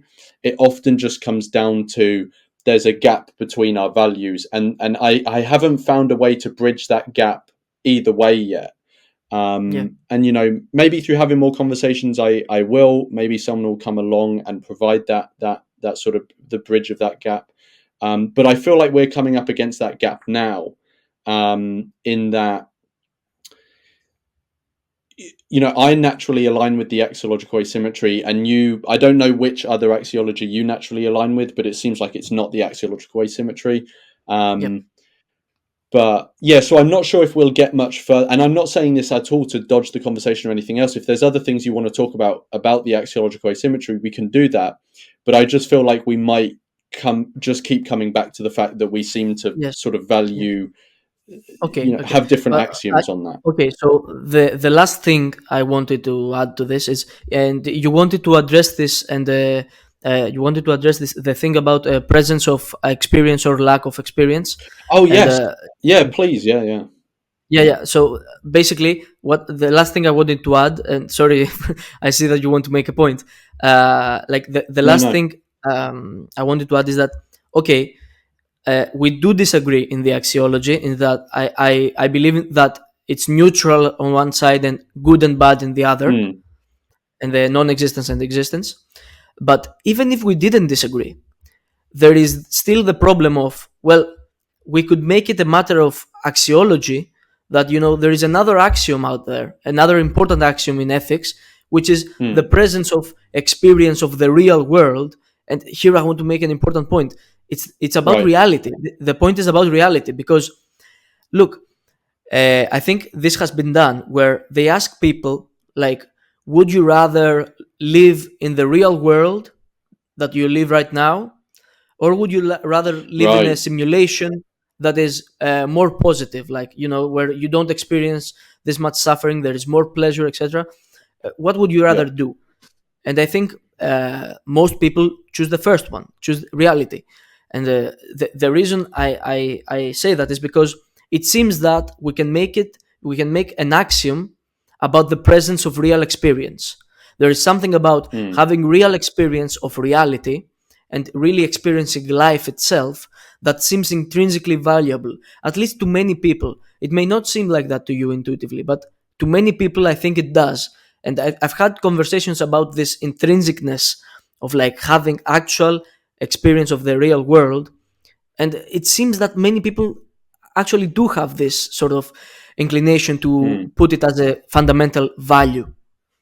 So mm. that would be the Yeah. only other point in about the asymmetry, that even if you can convince a person that the asymmetry works, it still doesn't rule out that it's only an axiology between two or three, like, or actually one axiom. Like, you can talk about Mm. that other axiom in ethics. Yeah, so I think this is called like the experience machine, right? Thought experiment. Yes, yes. Yeah. So this is an interesting one. I remember I was in Poland a couple of years ago, and I was with some friends in a car, and we were actually talking about antinatalism because we had a variety of opinions, and we actually started talking about this exact thing, the experience machine. And it was an interesting conversation. And one thing I remember we talked about is that um, if, like you said, if we ask people, you know, and say, you could have a better life, but you have to be hooked up to an experience machine, would you do that? Most people seem to say no, because and I think, I don't know if the original person who came up with this came to this conclusion, but it seems that many people come to the conclusion off the back of that people clearly value um, reality itself, Reality. or truth, maybe is another way of putting it, Yes. right? And I don't necessarily know if it does show that. It may be a case of status quo bias, that people in many realms of life are biased towards the status quo and see change as something that is, something to be skeptical of. Um, and even though someone's saying that this could be better, it's like, it's a change, and I'm sort of okay as I am now, or I'm okay enough. Another way of looking at this is, and I think someone, when that original paper came out about the experience machine, I don't know who it was, but I think someone um, came up with a sort of twist on it, is that in a similar way, imagine if someone came up to you and said, well, actually, your whole life you've been living now, it's been hooked up to the experience machine. Like, Yeah. I'm talking to you in the experience machine now. Do you want me to take you out of the experience machine, and your life will be worse, right? In reality. similar to like what the Matrix was, right? People were Yes, hooked up and they exactly. came out. Now, I think straight off the bat, there will be a lot fewer people who will be as enthusiastic about saying, "Yeah, take me off the experience machine. I want to lose all of the relationships I've built up. I want to lose the familiarity of my environment, all this sort of stuff. I want to let go of the objects and people and other sentient beings that I've grown attached to because I value reality and truth so much, right? I think there would be a lot less people who would be willing to unhook from the experience machine. Okay, but can I Um, can yeah, I respond to that real quick? Like, don't you think that's because of sure, yeah, go for again it. status quo bias, you can call it if you want, of like, okay, I have all these people here, and like what? I'm just going to let them down, or whatever, or I'm just going to leave them behind, and everything has been worthless, Mm, etc. So it's a bit of an emotional shock, and I think that plays a huge role there. But I think when mm, we do this as like a matter of values, I think most people would say that it would be a better value for us to value reality than to value the experience machine, even if the experience machine is about the reality we're living right now and the reality is something else. Like, even though the emotional part of them would say, I don't want to really, I have so many attachments here, I don't want to leave them, I don't want mm. to let everything go. I think when the person would be really sober and really thought about it and meditated about it, he would say that as a matter of value and as a matter of like objective ethics, I would rather our objective ethics be based on valuing actual reality because it matters somehow. I don't know if you have the same intuition, but somehow it matters more than fake reality. There's something about it. Yeah, yeah. So I do have the same intuition in that it feels more valuable to me to be in contact with reality than in contact with a mirage of reality, right? Especially a comforting mirage, right? Yes. And I think the reason that or partly the reason is because um, there's sort of like a lameness to accepting comforting lies, right? And people think, oh, well, that's kind of lame. That's not cool. People would maybe see me as lesser because I've chosen to sort of take the easy way out. It's seen as the easy way out. I don't think All of that's the this. reason. I'm sorry for interrupting you, but I don't think the Mm, reason is that you would think, well, other people will think that, I chose the easy road out or I shouldn't choose the easy road out. I think there is something fundamental to the human spirit, if you want to call it that. That is like we actually want to like mm. struggle real battles and not just be in a fake state. There is Yeah, something, and and it's not about like other people think this or mm. maybe, well, I will be disappointed in myself. It's not exactly that. I think there is something in us as humans that sort of drives us to really intrinsically value that. Yeah, yeah. So what I was just saying there, I wasn't saying that that accounts for all of the intuition. I was just saying I think that that plays a part. Yeah, And I think, like when I was saying before about, saying to someone, would you unplug rather than plug into the experience machine? I think that also illuminates a bit of status quo bias as well.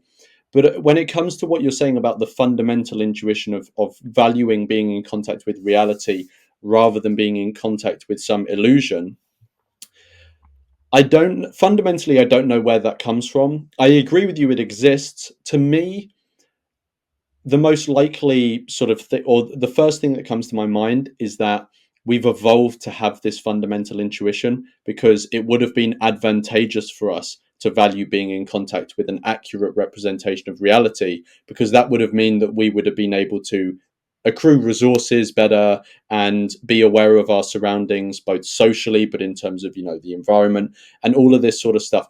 The more accurate your internal model of reality is in your head, the more accurately it maps onto actual reality outside, you're probably going to be more likely to survive longer and yeah, reproduce, right? yeah, And so it's probably that evolution has built this strong intuition into us, which now doesn't it doesn't sort of we don't experience it in the same way of like oh, I have a fundamental attachment to reality itself because I know that that's going to benefit me in some calculating way and I'm going to be able to reproduce. That's obviously not how we experience it, but I think the experience that we do have, well, I don't know for sure, but it seems like the most likely explanation would be the experience we do have of that intuition comes from the fact that it was advantageous Hmm. to reproduce for evolutionary reasons. Just like when we experience sexual lust and romance and stuff like that, we don't experience it as some sort of cold calculating thing that evolution is inbuilt into us. It's a deep feeling and desire, but it clearly comes from the fact that we've evolved to reproduce, to pass on our genes, right? Okay, So but I think there I are don't maybe think. two similar things. Sorry, go on. Yeah, yeah, I don't think that defeats the point though, because you could make the exact same case for pleasure and pain. I mean, you Yeah, could yeah, technically and make the case that, you know what, evolution made me not feel good when I touch the hot mm, stove or something. yeah, yeah, yeah, But yeah. I don't No, think it so defeats the point about the fundamental values. no, no, no. So I don't think I wasn't using that as a way to defeat the fundamental value that people have that attach to reality. What I do think it defeats is when someone exists, it makes sense to have that intuition and that attachment to reality. But when we understand where it comes from and that it doesn't seem to have any ultimate basis to it in terms of this is the sort of true value of the universe or anything like that, um, that seems to me to knock out from underneath the assumption that that is then a reason to create new people, if you get what I mean, right? So Okay, okay. as existing beings, we value being in touch with reality. But to me, it doesn't make sense to say, well, I'm going to create someone else so that they can have this intuition to be in touch with reality. Because, they never existed to need it in the first place. It would be useful to them and it would probably be an interesting experience once they're here. But it's not a reason to create them, is where I was going with that. Okay, so I think this again goes back to the axiology again. If you think about it, like Mm, this gets us back to how you think about yeah. existence and non-existence, etc. So I think we can move on from that. I don't know how much time we Sure. still have. Well, I don't know how many more topics you've got, but maybe should we go for another like 10, 15 minutes? Are you happy with Okay, that? okay, Or it's okay, it's okay. okay. Yes, of course. Okay, so I wanted to talk about the consent argument, and the other topic was about the applicability and advocacy of anti-natalism. And Yes, sure. okay, whichever topic you want, because I don't think we will have time for both, because I have a lot of opinions about the consent argument, so it would take a lot of time probably. Okay. Uh, Well, yeah, let's do the one about advocacy, and then yes, if you want, we can always have another conversation sure. specifically about the consent argument. Yeah. Yeah, yeah, that would be great. Yes. Okay, so let's talk about the applicability. I see a fundamental flaw personally in antinatalism when it comes to practically applying it, in that you are advocating for less births, right? You're advocating for Mm, less procreation because in your worldview that means more suffering, and I can empathize with that. It's a very logical reasoning. If you think it is suffering, you would want less of that, of course. But here's the thing: unless you can convince everyone about antinatalism at mm, once, inevitably you are going to cause some harm that you wouldn't want to cause, in the sense that, let's say, antinatalism becomes sort of a mainstream philosophy, but not that strong so that like a strong majority of people accept it. Let's say it becomes a strong minority. Okay, well, in this case it would be powerful enough to sort of drop um, birth rates and stuff like that. So mm, let's say it becomes strong enough to drop birth rates but not to eliminate them. mm, uh, if you think about it, that has some very serious implications, because we know that very low birth rates create many problems, not only in the economy, but from the economy, it creates problems in everyday living. So the population becomes a lot older. uh, mm. People find a way more difficult time competing with the older people and actually taking care of them, because you will end up with many very old people who are, sick and stuff like that, who will Yeah. need to be taken care of.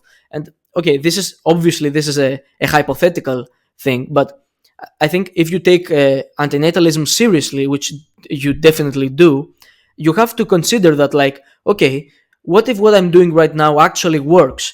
Will it not cause more suffering to already existing people than it would alleviate from the non-existent ones? What do you think Hmm. about this sort of argument? Yeah, so I think there's two things to say. I think it is very possible that if antinatalism were to catch on, which obviously, we don't know if it will or not. Yes, We don't know if it will ultimately ever become a significant force in demographics. But assuming for the sake of argument, it does. It's true that it's not clear that overall will that cause some suffering, or will it not cause any suffering. It seems obvious to me that it will cause some issues, and with that some suffering. And one example you gave is, like, obviously there will be, the average age of the population will be higher. Now, I think the first thing to say about that is that we're facing this problem already. There's already reducing birth rates across the economically developed world. And I'm sure that other countries, as they develop more, will also have reducing birth rates. And obviously, none of that has got anything to do with antinatalist philosophy. So I think this is a problem we're going to have to face anyway. But ignoring that as well for the time being, there is a question as to whether we should be bringing new people into existence as a means of serving those who already exist, right? So if yes, someone was to make the argument of, like, we should be creating people so that they can facilitate care for the elderly, well, it's not that much of a jump to say that we should force people to work in a factory, for example, to produce goods for a different population who as a result are going to have much better lives, right? So it's I'm sort sorry, I'm of, sorry. I don't see how that connected. Can you please elaborate? yeah, because if you're saying that we should create people, right, and therefore essentially force them into endure the suffering that they will experience in life so that other people can benefit, i.e., elderly people, it seems like that logic could also carry to an argument about forcing other people to endure certain suffering for the benefit of other people somewhere else who, a separate part of the population or a separate population altogether. Does that sort of elaborate Yeah, the yeah, yeah. connection Yep. between those Okay. two?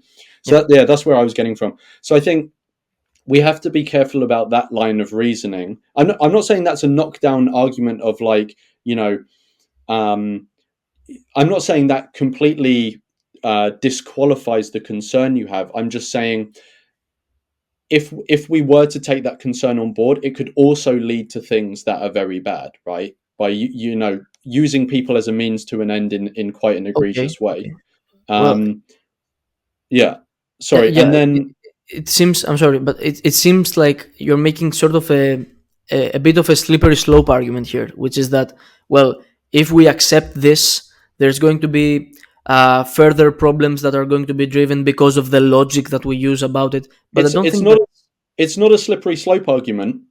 I'm that is part of it. It could lead to normalizing that behavior, but what I'm saying is I'm using that example of forcing people to do other things in service of someone else because that's what we would be doing by creating people to serve elderly people, right? Mhm.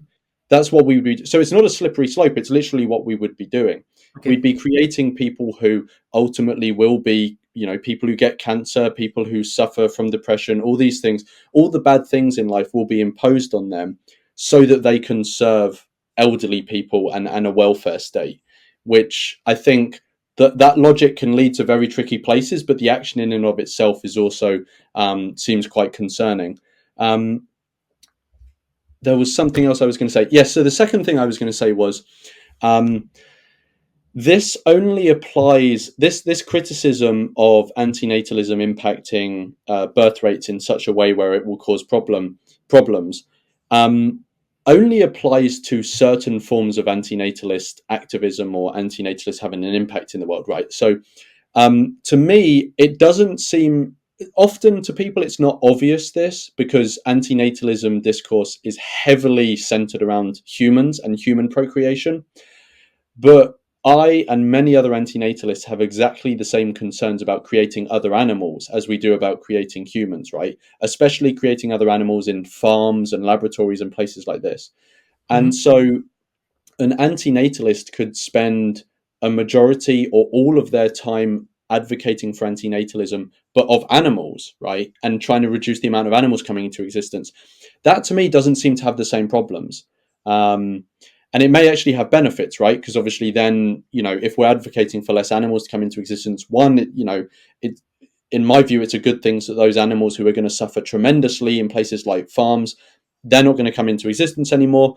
And that also means then that, there will be resources freed up that aren't going to go into producing that animal, and they can be used for, alternative purposes or anything like that. And obviously, raising animals for food and other purposes has a detrimental impact, many say on our health, and also on the environment and things like this. So, Yeah. I think I get the point you're making.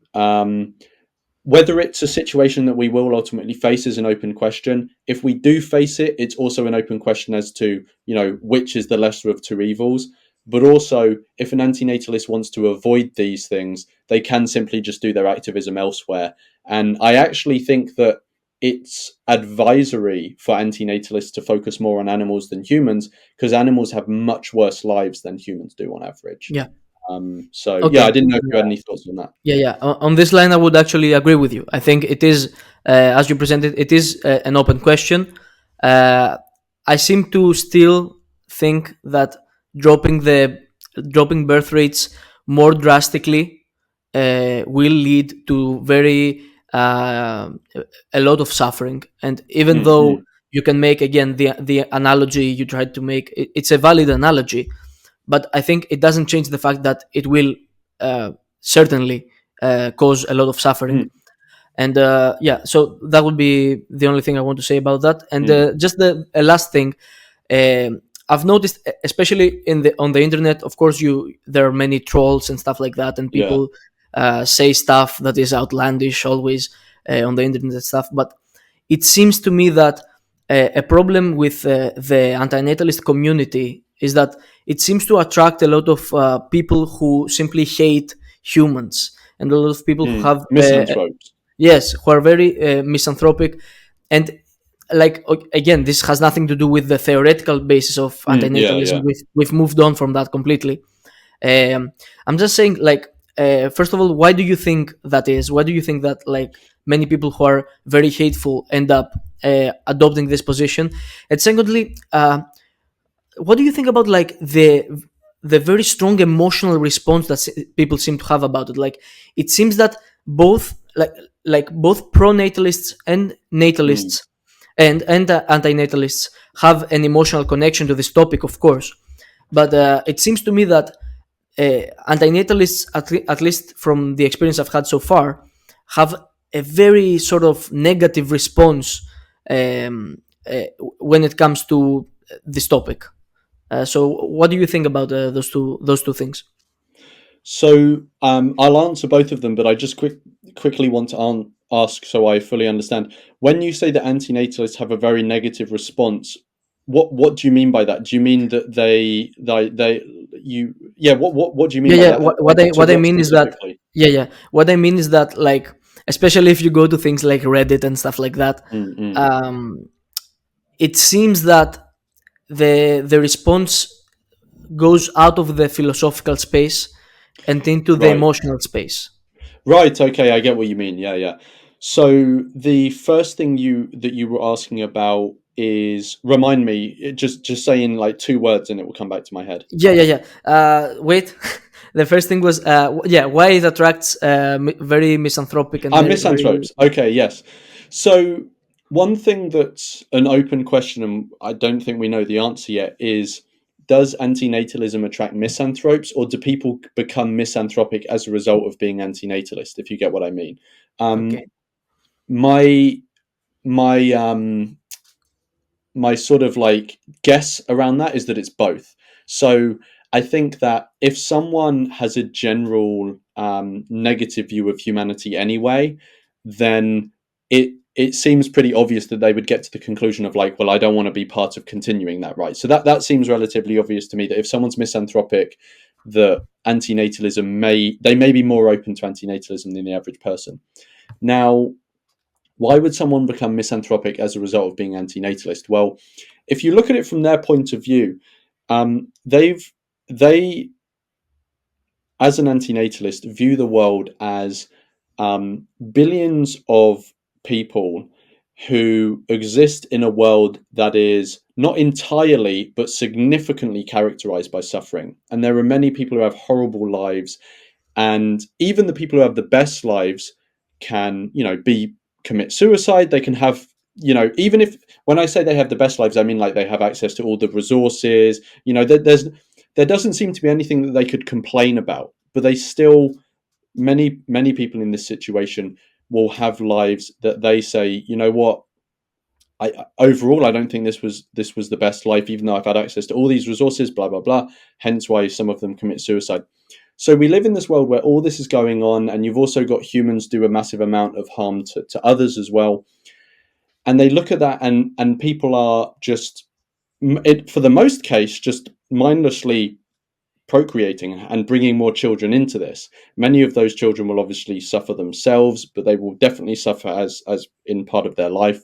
And most people don't even see procreation as an ethical question or a moral question. They don't think about it in that way. It's simply a personal choice to them. And so it's not surprising to me that many antinatalists become misanthropic and disenfranchised with humanity, because humanity does a lot of awful stuff and doesn't really hold themselves accountable for it, or doesn't even recognize the fact that they're doing horrible stuff. You find very similar things in the animal rights world. Many animal rights people are quite misanthropic because they see what humans do to animals with a smile on their face. People will eat animals with a smile on their face, all of this sort of stuff. So it's very understandable why animal rights Yeah. people will also be very misanthropic. Hmm. So I think that maybe there'll be other reasons, but I think that probably explains most people. Yeah. And then the thing you were saying about antinatalists being very emotional, the first thing I would say is that I think the antinatalists who are very emotional are overrepresented because they probably post more than Yeah. other You're right. You're right. antinatalists. That's true. That's very So true. yeah, so I think they're overrepresented, um, but also I think it may be also a case of the fact that antinatalism is a very online community, and so when someone's in person, they seem to be much more level-headed, they're much more considerate, blah blah blah. But when you're online, people seem to be much more emotional. It's very easy to dehumanize other people as well when they're just an avatar, and a name on a screen. So that could also be a case. It could also just be that there's quite a lot of immature people in the antinatalist community, which is unfortunate. Um, I can assure people there are many very considered mature people in the antinatalist sphere. Yeah, definitely. They just probably they often aren't the ones that put stuff out there because they just live their lives as a normal person. It's just they also are Yeah. antinatalist. So I think both of those things that you've asked are interesting questions, and I've given my thoughts, but we don't have a definitive answer because like the Yeah. antinatalist world just hasn't really been researched that much. Of But course. Of course. that's my sort of 2 cents on it. Okay. Well, either way, that doesn't say anything about antinatalism itself. Of Yeah, course, yeah. it's a question about what happens right now in this moment where antinatalism has sort of become bigger over the last Mm, few years. But I think to close the interview as well, to the interview, the debate, yeah, it's yeah. like, yeah, uh, I think we can both agree that like it would be a lot more productive uh, for anyone, whether you are a natalist or an anti-natalist, etc. It's generally a lot more productive to talk to other people as if they have thought their points through, and not Mm, as if like there is an enemy there and we're yeah, talking, yeah, we're doing polemics. Like, yeah. no, we're having a discussion. It's a philosophical discussion. It has a lot of nuance. So Mm, I think it's generally really important that people look into this stuff and talk about it carefully and with intelligibility. mm. Yeah, no, I 100% agree.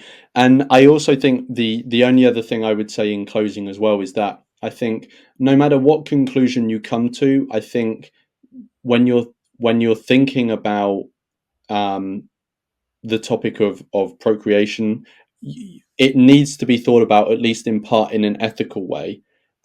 whatever conclusion you come to, and we need to recognize how significant an act it is, because I think many people don't recognize how significant an act creating someone else is. And again, like I said, no matter which side you come out on, people need to think about this topic in a much more serious way than they are currently, which I think we can Yeah, both agree on. yeah, we can both agree on that. And Cool. it was really nice meeting you.